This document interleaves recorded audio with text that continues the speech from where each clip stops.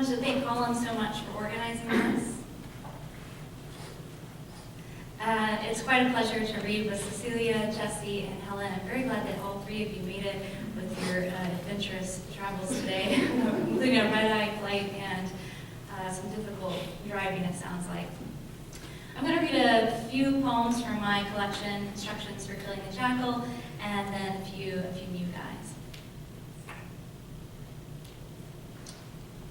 Taking a punch.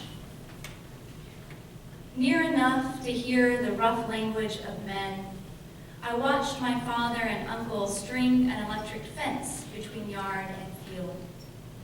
One read the worry on my face, explained how the shock just pinched me so big, just told them their limits. When left alone, I threw sticks at it, then grabbed hold, felt my skin snap, released. That was before I knew to ask if we really feel pain differently. When I would tumble from trees and my brother would swear it would hurt less if I didn't cry. So I didn't. And later, when someone I loved said he didn't and never had, I managed to nod, numb myself until morning when I learned whiskey is a lousy anesthesia. Overcame self-pity by imagining soldiers losing limbs, dying anyway. I would think of them to keep from laughing during church, but it really was funny the way the preacher believed men could help falling for other men any more than I could have. Stopped from grabbing that fence, seeing for myself if I were being lied to. That's actually one of the oldest poems in the book, and I was reading it several years ago, and this man came up to me afterwards, very, I won't say aggressively, but very assertively, sort of caught right in my face and said, I disagree with your poem. And I thought he wanted to talk about gay rights, so I sort of, took my stance and said, okay, we can have this conversation. And he says, I've grabbed an electric fence, and it doesn't hurt. So I advise against it, but apparently it doesn't hurt to everyone.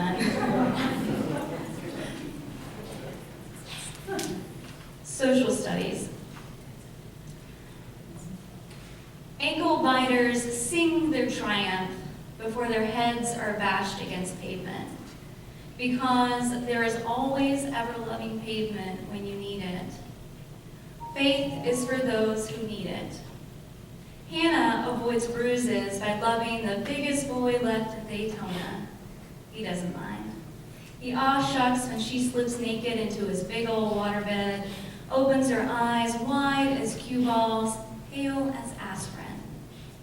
If she's hunting gators in the bed of a dried-up creek, he's twisting a joystick in the metropolis.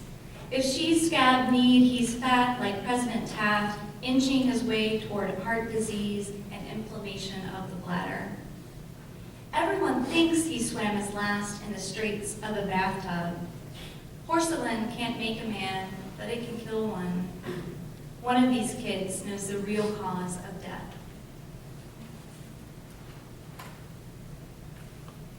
So my boyfriend Adam is here, which is a bit of a treat because we were in a long-distance relationship for about 4 years.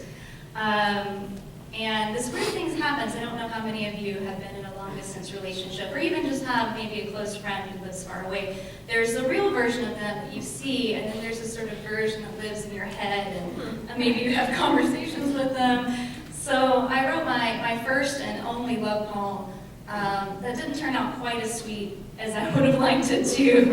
As you may have noticed, my poems are a little bit violent, but I thought I would read this one. I don't normally do, and it's called If You Have Two Lovers and One is Imaginary. Twice I missed blood on the tile.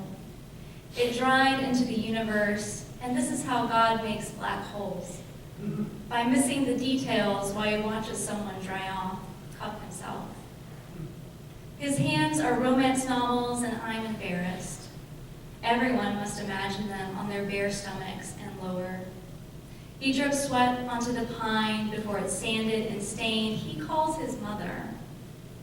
Once, before I dreamed him up, there were nights of gunshots out back.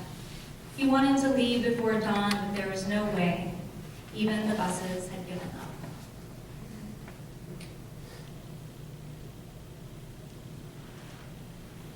I just realized I forgot to start the timer. Okay, great, thank you, Colin. I think I might just read one more from this collection. This is actually a persona poem. It's in the verse. It's in the voice of a combination of The Little Mermaid and my grandmother, who grew up in Nashville, big metropolis, and then moved to my hometown of Wartrace, Tennessee, which has about 500 people. So in this poem, I'm sort of imagining her as a mermaid that's been taken out of this wondrous place and into the real world, and at the end of her life is a little bit weary and ready to return. So it's in 3 short sections, and it's called Mermaid.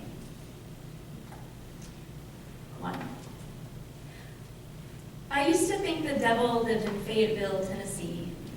Though there's a sort of godliness in the abandoned music shop, where the Romanian teen once bellowed at me over a violin, "To play, this hand must be stronger." This after getting glass in my shoes from the parking lot, after wanting to be the source, smashing bottles to watch the greens and browns make oceans to lose your suns in. At bottom, you get infrared glasses, see God in scales. Here I must be watered, every morning a spectacle, and there's a woman for that. 2. I prefer the quarantine, where we banked on makeshift weapons, anything that could file to a point over the toilet. We put our faith in herbs. Shirts were swung out the window, and even this was faith somehow. For those of us who fell to scarlet fever, panic had to be swallowed whole. Bats tucked into our chimneys before the final hush of light silenced over the ridge. Maybe we didn't think of them at all, not so much nestled as crammed one on another in the square foot of brick, but one summer, I'm telling you, there were bats every night. 3. Stag, you say, as if you meant wildlife. Not a polite word for driving oneself to a party and chatting up other old ladies who'd rather, and would there were a polite word for this, be elbow deep in the goldfish pond it took outliving one husband and shooing 3 children out to earn. I like fireworks as much as the next. That is not the question. Now is the hour of miracles when no one's watching. Throw me back. I'm just going to read a few from my collection in progress. And the first one's called Select Start, and it's a little bit mean about video games. I don't know if this is a video games crowd. I played a few growing up, so I'm not entirely anti-video games, but this is called Select Start. It's hard to love men who play video games as boys.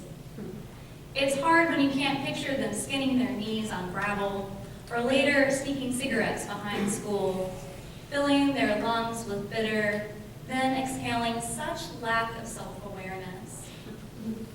They know the sunburnt faces of life when they see them.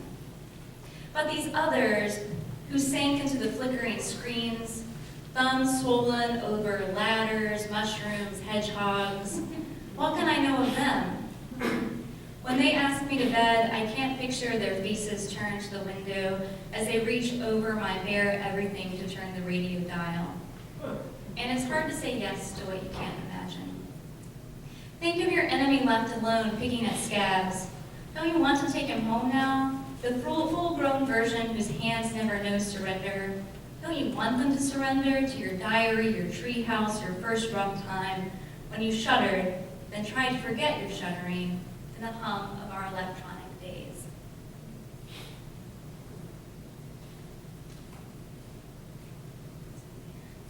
Insurance of the future. Peeling fingers can mean nothing but shingles, and human-sized amoebas lurk in every tunnel.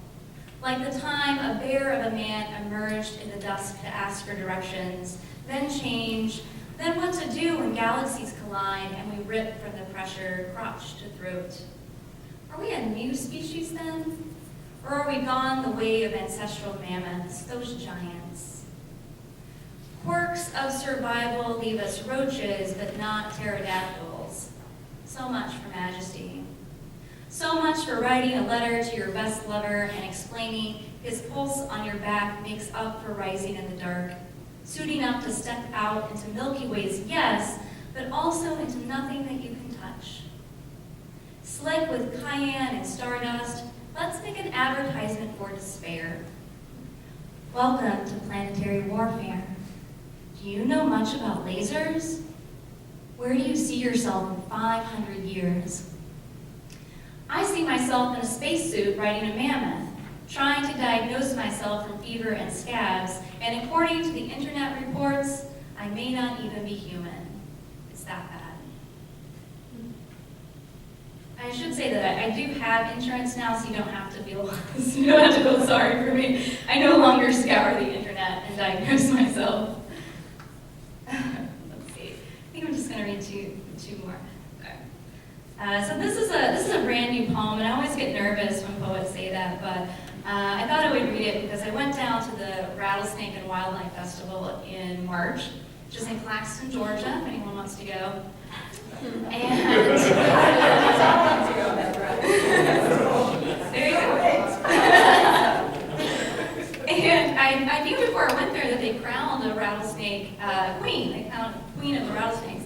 But what I didn't expect was that actually all of these local Georgia pageant queens were there, and they had to do photo shoots with the rattlesnakes. So I was mesmerized. I mean, these young teenage girls who just had so much bravado. So this is sort of dedicated to them, and it's called Festival Circuit. Brown beauties smile with their teeth out, look strong enough to bite through the necks of prey, or even the predator they grasp behind its head, nonchalant about the venom. Who has time for poison when shotguns gleam twice as bright, sometimes fire of their own volition? People first, June likes to trill while keeping tabs on her neighbors, their penchants for novelty mailboxes, their distrust of plate glass windows. She's a girl raised on raw beats and paperback horror novels, so nobody trusts her alone with the pets. Yesterday, her motto stutter-stepped, stuck in the pop star news cycle of chemical weapons, and she mulled theme songs, anything to keep her knees and feet facing the same direction. The nights could be better for crime, could fog the streets of this middle-of-nowhere place, or at least ice enough that cloaks must be fastened about the necks of girls. Parents depend on street lamps, and they glow when they're meant to, leave circles of safety until occasions mean community, keep locks turned to their original numbers. It's not that far to Los Angeles, but stopping for gas is a mistake on par with the televised secretary, hoping tone could be conveyed in printed reports. Forfeit everything. People first. Would the story be scarier if the monsters had no mouths or two?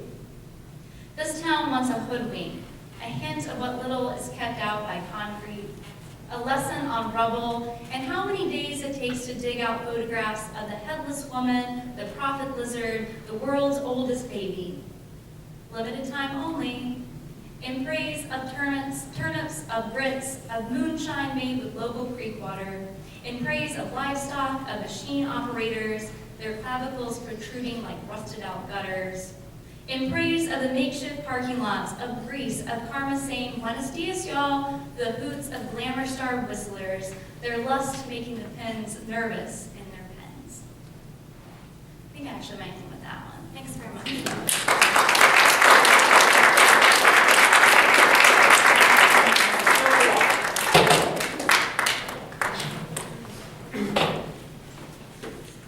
I have a poem about the beauty queens, and thank you. Look, you found my set list.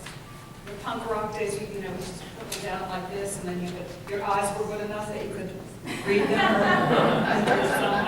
Somebody's a bit shorter than I am. Is that, hi, Lisa. Get a decent ankle, please. It's always great to be back in Atlanta. Thank you, Colin, for doing this every year, so I have always a reason that I have to come back.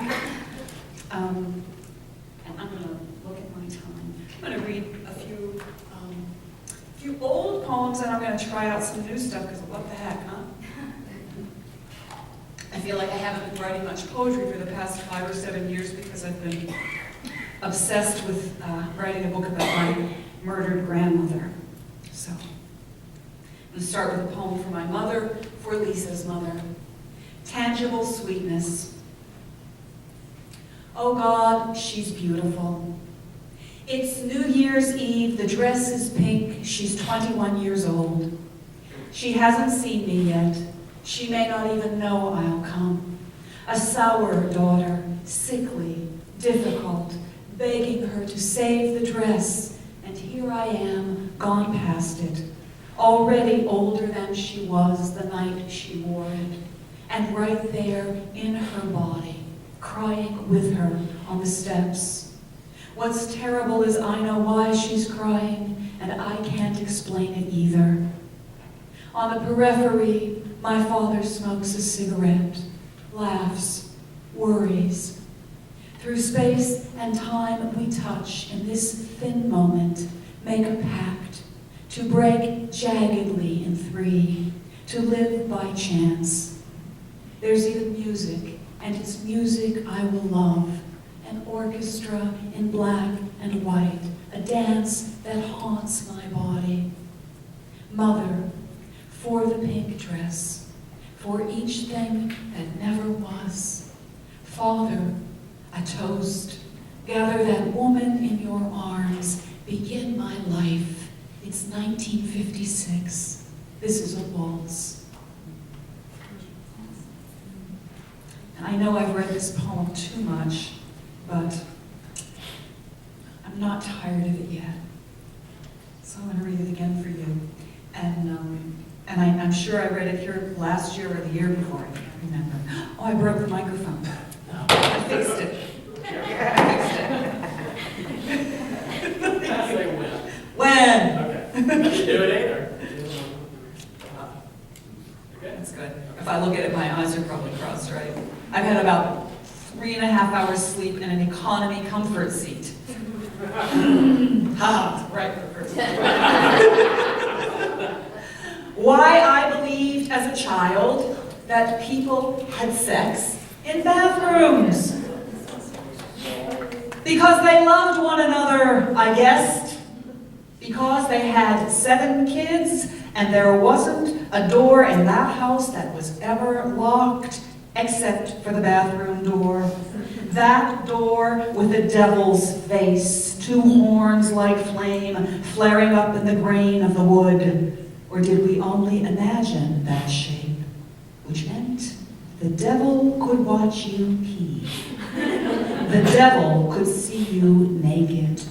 Because that's where people took off their clothes, and you had to undress for sex, I'd heard. Whatever sex was, lots of kissing, and other stuff I wasn't sure I wanted to know. Because at night, when I was scared, I just climbed into my parents' bed. Sometimes other kids were there too, and we slept in a tangle of sheets and bodies, breath, a full ashtray on the nightstand, our father's work clothes hung over a chair, our mother's damp cotton nightgown twisted around her legs. Because when I heard babies were made from sex, and sex was something that happened in bed, I thought, no, the babies are already there, in the bed. And more babies came. Because the only door that was ever locked was the bathroom door. Those 2 inside, in the steam of his bath, her hairsprays mist. Because sometimes I knocked and was let in, and my father lay in the tub, his whole dark body under water, like some beautiful statue I'd seen. And my mother stood at the mirror, fixing her hair, or she'd put down the lid of the toilet and perched there, talking to him.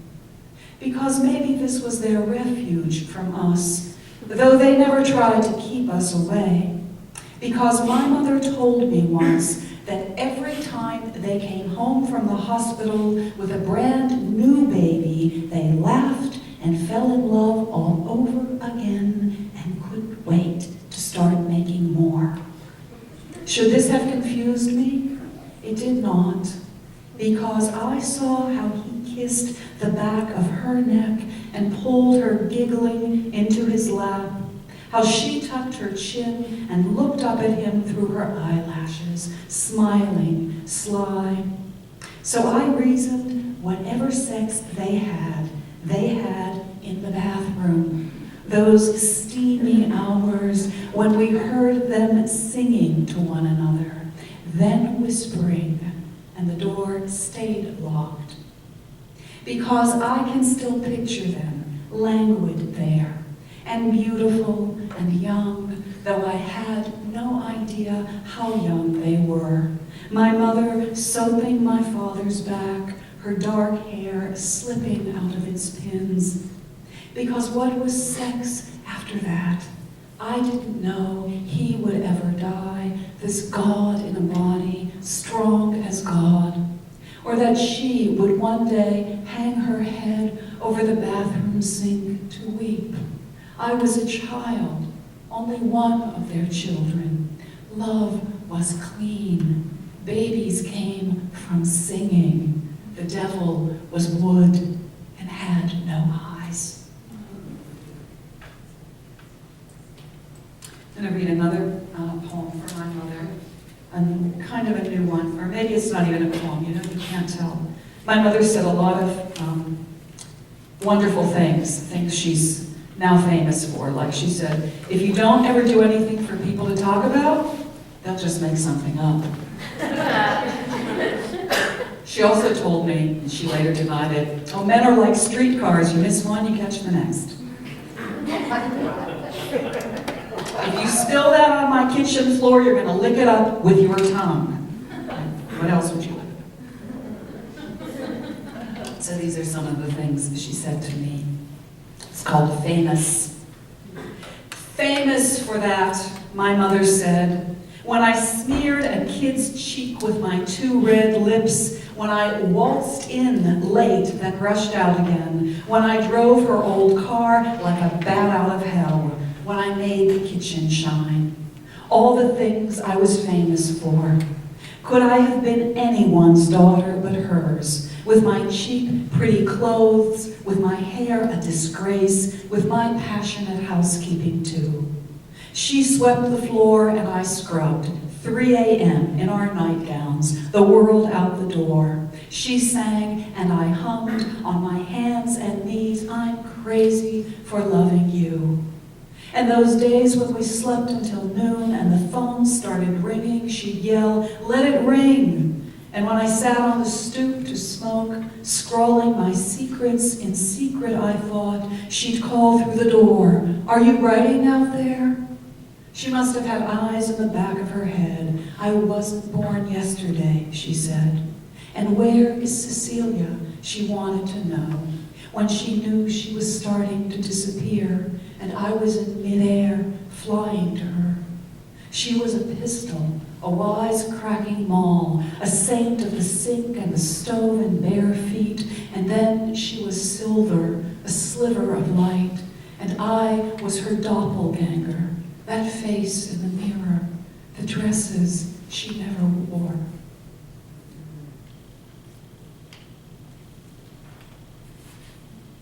And I forgot to look at my clock. You're going to let me know when it's 15 minutes. You're going to do a little dance. I'm going to read a pantoum because someone here today, hi Eve, I just noticed you there. So good to see you. I'm going to read a poem for you. This is for my friends Pierre and Isabelle. And it's a pantoum. It's kind of a loose pantoum for a loose woman. And it's, so the lines that repeat change just a little bit, but hopefully you'll still recognize them. Pantoum, Le Jardin d'Isabelle. The love of my lover for his wife, his name being Stone, the word for stone, and her name like a flower, Isabelle, who has thrown herself into the garden this summer, made it a paradise. His name is the stone I polished in my mouth all winter long, Pierre, as in Peter, who stands at the gate, who welcomes me into the garden this summer she's made a paradise. and I come bearing the little sin of sweet Alyssum. Love them both. Pierre, she calls Peter, who stands at the gate, and Isabel, coming toward me now, knee-deep in the shimmering grass. I have brought them the little sin of sweet Alyssum. Love them both. And beloved, welcomed, slip into the shade between them, kissed by the child who's come rushing toward me, waist deep in the shimmering grass, and lifted into my arms names me Tanta of weeds and wind, and beloved, laughing, slips into the shade between us, lest the love of this man for this woman, and this woman for this child, and lifting out of my arms the crushed bouquet of weeds and wind, and calling it luck, the glass I shatter in the offering of wine. This man who loves this woman, who loves this woman, who loves this child, offers me a place at love's long table, not cast out, and calling it luck, the glass I shatter in the offering of wine, and the love of my lover for his wife, and my place among them here at love's long table, not cast out. I name every flower, Isabel.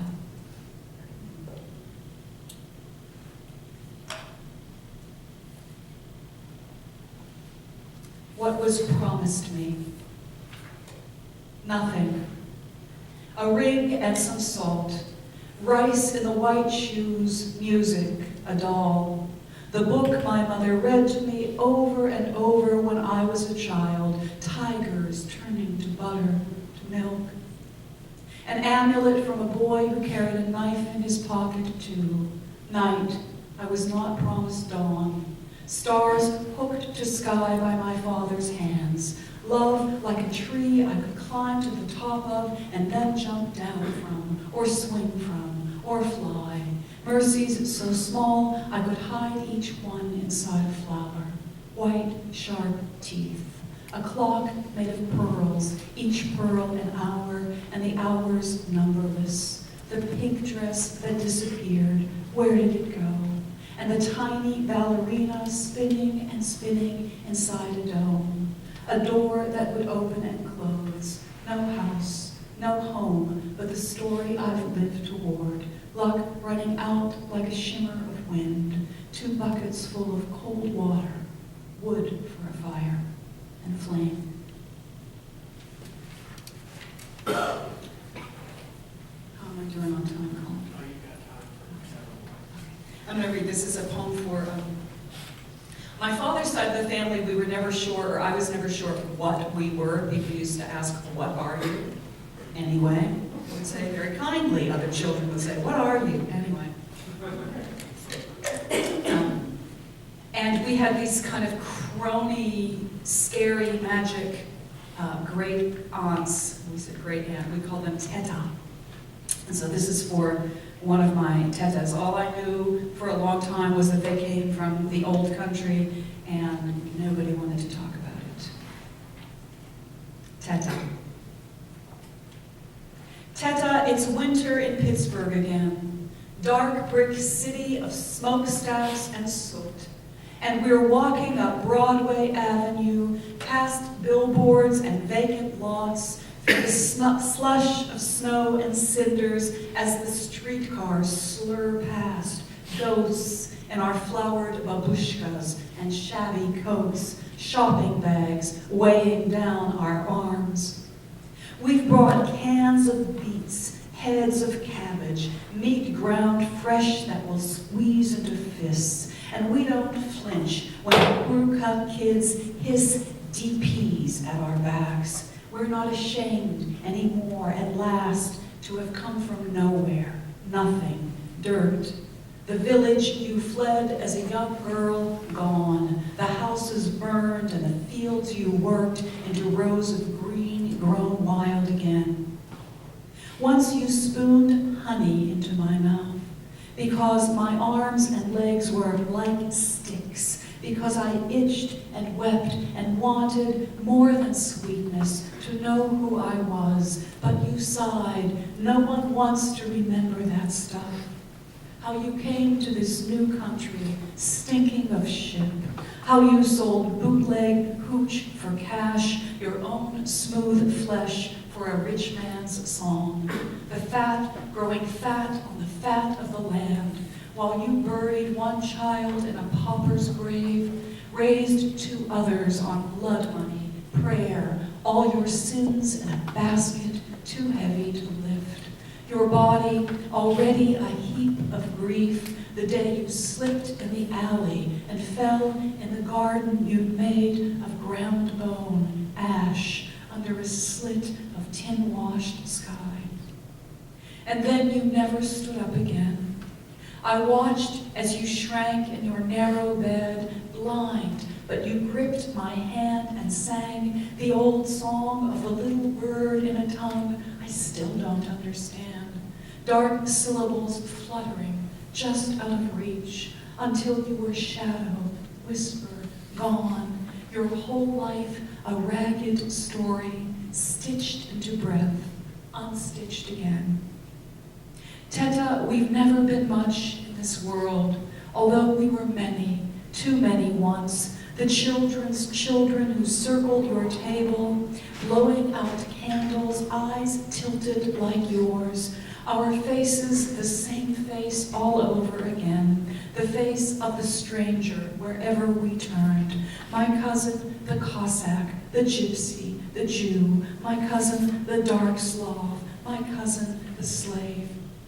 And we'll never belong to this place where you came with your one suitcase tied with rope, with your shape like a shadow risen from earth, some mute root pulled from a meadow where wildflowers blazed in the summer and winter lay down. This is America, Teta, you're dead, and our dying means nothing here. Give me your bags.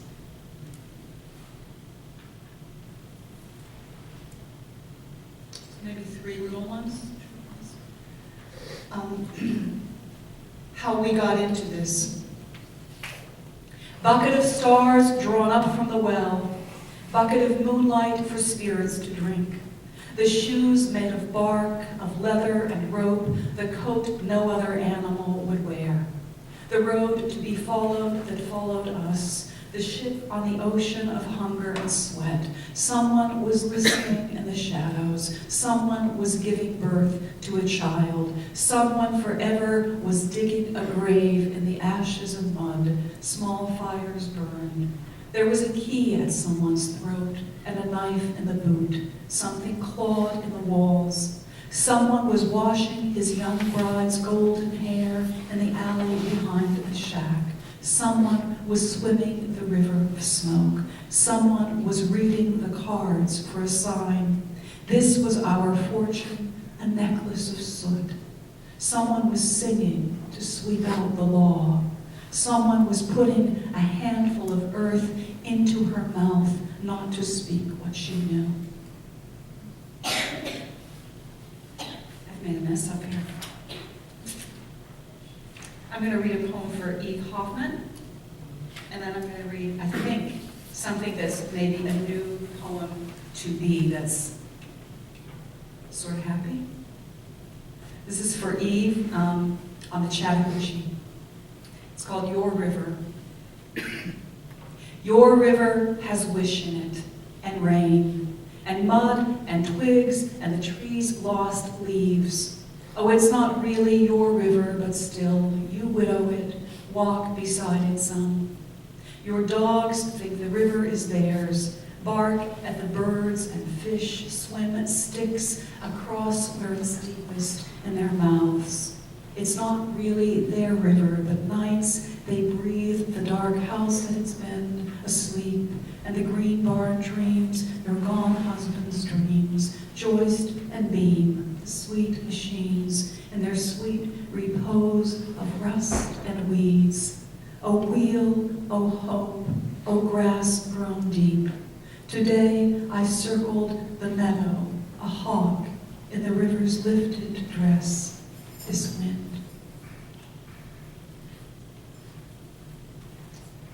This is the last one, okay? So it's called Esperanza. It's actually an island. It's from my friend Peter. Esperanza, small island of hope. Those nights, all nights, the roosters crowed, music poured from the little houses on the hillsides into the streets. We finally drifted off to the soft clack-clack of tiny frogs. The wild horse and her foal slipped through the fence to graze on the ragged grass in the yard. I could feel your breath against my shoulder, your skin against my skin. I turned in my sleep, lay my head on your chest, forgetting your name and my own name.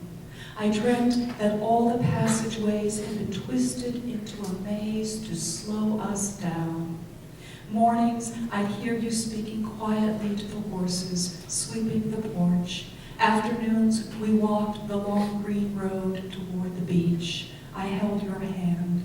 A man with a knife offered mango to us, one tender slice that he sliced in two and held out sweet in his open palm. The sea was clear where we waded in. The sun slanted gently into that blue. By evening, the bay was full of stars, and we swam through that glittering as through jewels. Jewels fell from my arms when I lifted my arms. Jewels fell from your face when you laughed. We made wings of feathery, sparkling light in the dark water with every stroke. We dove again and again, having forgotten to be afraid. Who was not young in that water or loved? We spoke the names of our dead aloud into the sky to bless them too. Above us, the map of constellations shifted, God by God, where we had come from, child after child, each little flame in the cup of a hand. Thank you.